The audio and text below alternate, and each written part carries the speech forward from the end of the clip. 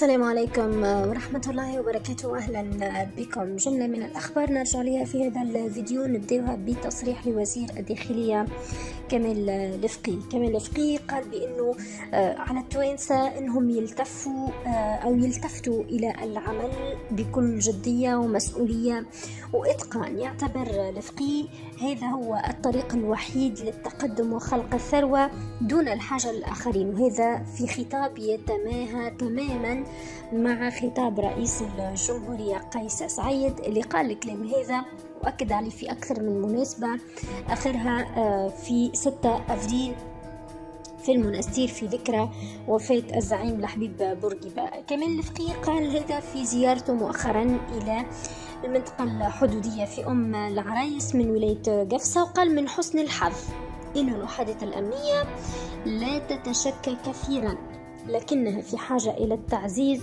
والدعم، وقال بأن الوحدات الأمنية والعسكرية والديوانية قاعدة تبذل في مجهودات كبيرة رغم الظرف الصعيب اللي تمر به تونس لتأمين الحدود، ولكن في نفس الوقت تبعث برسائل قوية لطمأنة المجتمع التونسي وإلى بقية الوحدات داخل التجمعات السكنية الكبرى. الفقي يقول بأنه العمل متكامل وأنه كل عمل يقوم به أي تونسي على أكمل وجه وفي أي مكان يعتبر إسناد لأخيه التونسي في موقع آخر من العمل، خاصة وأن المرحلة هي وطنية بالأساس. به خطاب ممتاز وهذا المطلوب، يعني التكاتف بين جميع الأطراف. في المقابل خبر آخر يخص وزارة التجارة. وزارة التجارة تضرب بقوة. اليوم تقدم عدة معطيات المدير العام للمنافسة والأبحاث الاقتصادية محمد حسام الدين تويتي ندوة صحفية اليوم لوزارة التجارة قدمت فيها نتائج برنامج العمل الرقابي الخصوصي للتصدي للاحتكار والمضاربة. هون كشفت على برشا أرقام مهمة. كشفت على أنه الوزارة قامت ب46,000 زيارة تفقد، 2200 مهمة رقابية منها أسفرت على رفع 8252 مخالفة اقتصادية.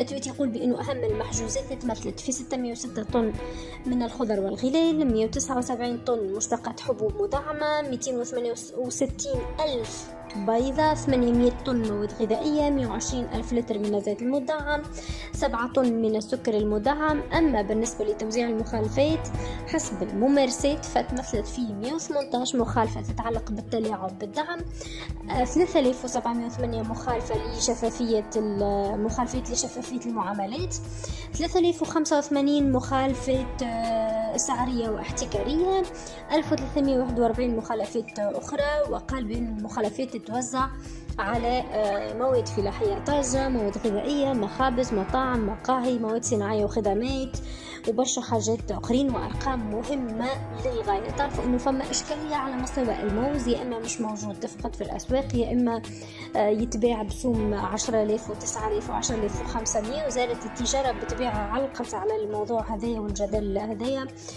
وتقول بأنه فقدان مادة الموز من الأسواق أفضل من عرضها بأسعار مشطة باعتبارها مادة تعديلية وما هيش مادة أساسية أصلا. التويت يقول بأنه مادة الموز هي مادة تعديلية وكانت ديما من الغلال اللي تساهم في تعديل أسعار بقية الغلال، ولكن بعد بلوغ أسعارها مستويات مشطة ولات تؤدي عكس وظيفتها، وقد تم التدخل وتسقيف أسعارها كي تكون في متناول المواطن التونسي وتعكس حقيقة الكلفة دون أرباح مشطة. بخصوص فقدانها من السوق قال التويتي بأنه الموز ماهوش مادة أساسية، وإذا ما لعبش دورها التعديلي فإنه فقدانها في الأسواق أفضل من وجودها. وقال بأنه تم خلال النصف الأول من شهر رمضان حجز 136 طن من الموز والتفاح والفراولة في إطار العمليات الرقابية اللي تقوم بها الوزارة، وكشف على حاجة اليوم هو أنه يبيعوا فيها في الليل وخلصة حسب تصريحات وزارة التجارة. بقول زيادة في بقية الأخبار ودائما في الشأن الاقتصادي. وزير الاقتصاد والتخطيط سمير سعيد ورئيس الاتحاد التونسي للصناعة والتجارة والصناعات التقليدية سمير مجول اتفقوا على العمل لإيجاد سبل وآليات كفيلة بإنقاذ المؤسسات الصغرى والمتوسطة اللي عندها ديون مصنفة لدى البنوك وتوفير الدعم الضروري لمساعدتها على تجاوز الأزمة اللي تمر بها حاليا. الطرفين اتفقوا في جلسة عمل معناها انعقدت مؤخرا حول سبل خلق الثورة والرفع من نسق النمو ودور القطاع الخاص في هذا الاتجاه.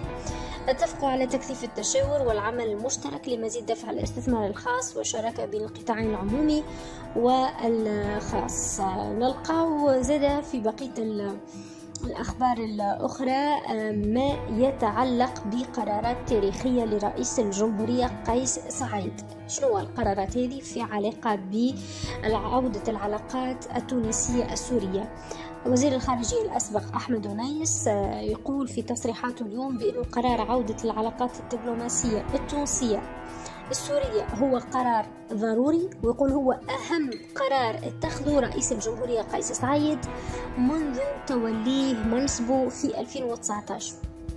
يقول نايس وشدد على أهمية عودة التضامن العربي مع سوريا بصفة رسمية، خاصة في الوقت اللي تعاني منه دمشق معناها عدة مواقف من الدول الغربية.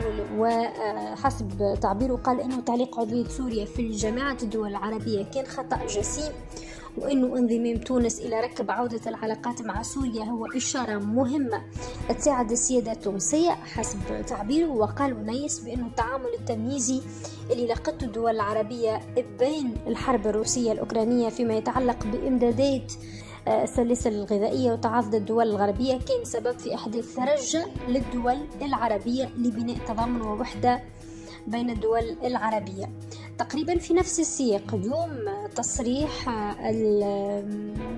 أو في نفس السياق ولا اعتبر بأنه قطع العلاقات مع سوريا كان ظلم في حقها، وأنه طرد السفير السوري لدى تونس وقتها بعيد على التقاليد الدبلوماسية الدولية. وقال على الأقل طوى رئيس الجمهورية قيس سعيد هذه الصفحة وطوى عنا اللوم الذي اقترفناه. ورجح نايس أنه اتخاذ قرار عودة انضمام سوريا إلى جميع الدول العربية باش يكون في القمة العربية القادمة اللي من المتوقع أنها تنعقد في السعودية.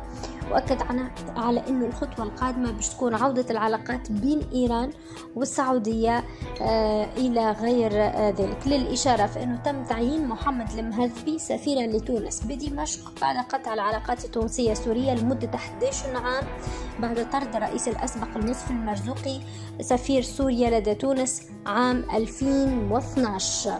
في نفس السياق الدبلوماسي السابق والمحلل السياسي عبد الله العبيدي يعلق على عودة العلاقات التونسية السورية بتعيين سفير تونسي بدمشق بعد قطع العلاقات في 2012، وقال عاد الدر إلى معدنه.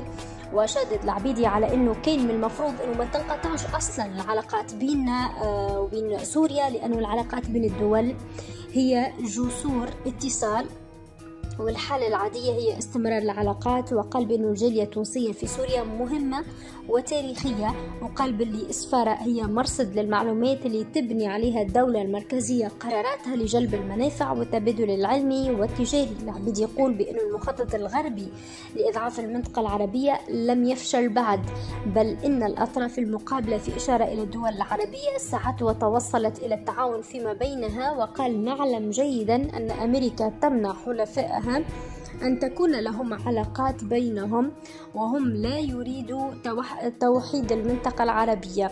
يقول بأن المنطقة العربية من أهم المناطق جيو استراتيجيا وتربط بين 3 قارات، وإنها لو اتحدت فإنها باش تولي كتلة مهمة جدا ترجح كفة من أرادوا في المنطقة.